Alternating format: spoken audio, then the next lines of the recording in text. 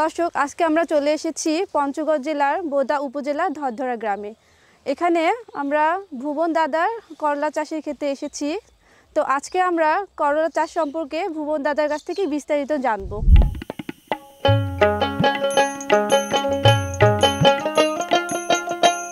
আচ্ছা দাদা, আপনার এই জমিটি নিজের নাকি লিজ নেওয়া? না, এটা আমার নিজস্ব জমি। আচ্ছা আচ্ছা, নিজের, কোনো লিস্টের জমি না। আচ্ছা, তো দাদা আপনি যে করলা চাষ করেছেন এটি কোন জাতের? এটা পার্লি প্লাস। আচ্ছা, তো আপনি এই জাতটি কেন নির্বাচন করলেন? আচ্ছা, এই জাতে ফলন বেশি হয়, আমরা উচ্চ ফলনশীল হয়, এটা হাইব্রিড। আর আশেপাশে আমাদের অনেক চাষি এটা লাগাই, সামনেবার এলা করছিলাম, এবার সে সামনেবার করাতেই ফলন বেশি পাইছে এবারে। আচ্ছা আচ্ছা দাদা, আপনি যে চারাটা রোপণ করেছিলেন ওটা কত দিনের বয়সে চারা ছিল? ওরা হারুনবাড়ির ইয়ার থেকে নিয়েছিলাম, নার্সারি থেকে আমরা চারাটা। ওরা বীজ রোপণ করে মাত্র বীজ গাজানোর পরেই 5 থেকে 7 দিনের মধ্যে আমরা চারা ওখান থেকে সংগ্রহ করি, তারপরে আমরা জমিতে রোপণ করি। আচ্ছা, এই চারাটি যে রোপণ করেছেন এটি ফুল আসতে কতদিন সময় লেগেছে? আসলে এটা ফুল আসতে 45 দিনের মধ্যেই ফুল আসা শুরু হয়ে যায় বা ফল কাটানো যায়।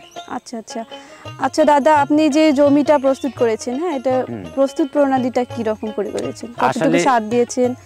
সার বলতে কি, আসলে আগে আমরা জমিটা শোধন করে নিই, যেটা ব্লিচিং বা চুন দিয়ে আমরা শোধন করে নিই।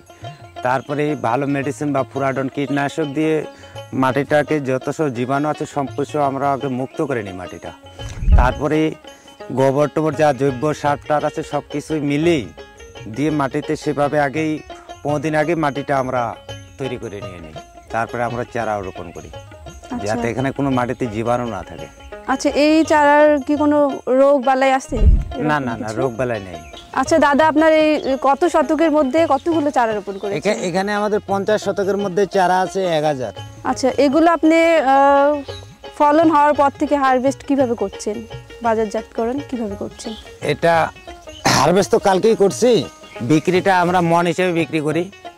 মানে আমাদের তো এলাকায় অনেক ব্যবসায়ী আছে কাঁচামালের, ওরা আসে, আমাদের অনেক ব্যবসায়ী আসে, দাম বলে। এবারে কালকে যেটা বিক্রি করছিলাম সেটা 2000 টাকা মন বিক্রি করছি। আচ্ছা দাদা, এই করলার সাইজগুলো কি রকম হয়ে থাকে? 1 কেজিতে আপনার কতটা আসতে পারে?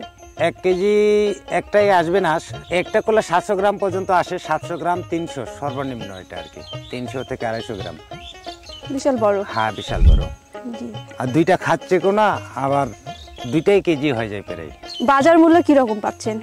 এবারে বাজার মূল্য অনেক বেশি ভাই, অন্যান্য তুলনায় এবারে বাজার, সবজির বাজার অনেক বেশি পাচ্ছি আমরা। মন কত করে? মন 2200, 2300, 2400 কালকে যেটা বাজার কালকে করেছেন হারভেস্ট। তারপরেও দেখতে পাচ্ছি অনেক এখনো করলা আছে। হ্যাঁ, করলা তো থাকবে, এটা আবার আমরা 5 দিনের মধ্যে 4 দিনের মধ্যে হয়ে যাবে আমাদের। এই পর্যন্ত কতগুলো হারভেস্ট করেছেন, কত মন পর্যন্ত? এখানে আমাদের মোটামুটি ধরেন 50 শতকে 130 মন গেছে। এখনো পুরা বাকি সময়টা গোটাটাই আছে, আরো 2 মাস আছে আমাদের। আমরা তো তারপর করতেছি মোটামুটি আরো 300 মনের মতো। 300 মন। আচ্ছা দাদা, তাতে আপনার এই লাভের পরিমাণটা কি রকম আসতে পারে? এখানে ধরেন আমাদের লাভের পরিমাণ আসবে 50 শতকে আমাদের মোটামুটি 1.5-2 লক্ষ টাকা আমরা লাভবান পাবো, সবকিছু খরচা বাদ দিয়ে 3 মাস বা 4 মাসের মধ্যে। আচ্ছা, আপনার এই প্রজেক্টটা কত দিনের? এটা 4 মাসের প্রজেক্ট আমাদের। 4 মাসের, শুরু থেকে 4 মাস। আচ্ছা, এরপরে আপনি এই জমিতে আর কি করবেন? এরপরে এই জমিতে আমরা আলু দেব। আলু চাষ করবেন? হ্যাঁ, আলু চাষ করার পরে আবার সবজি লাগাবো। আচ্ছা দাদা, এতক্ষণ সময় দেওয়ার জন্য ধন্যবাদ, অনেক ভালো লাগলো আপনার এই বিশাল খেতে এসে। ঠিক আছে, পরবর্তীতে আবার দেখা হবে। অবশ্যই আসেন আমাদের খেতে দেখতে, আসবেন, ঘুরবেন, ভালো লাগবে অবশ্যই। আমাদের তো পল্লী এলাকা, গ্রামাঞ্চল। ঠিক আছে দাদা, ভালো থাকবেন। ঠিক আছে, আসসালামু আলাইকুম। ওয়ালাইকুম আসসালাম। আমরা ভুবন দাদার সাথে কথা বলে যেটা জানতে পারলাম, উনি এই 4 মাসের প্রজেক্টে 2 লক্ষ টাকা লাভের আশা করছে। আমরা প্রজেক্ট ঘুরে যেটা দেখতে পেলাম, এই 2 লক্ষ টাকার থেকে আরও অধিক লাভ আসতে পারে।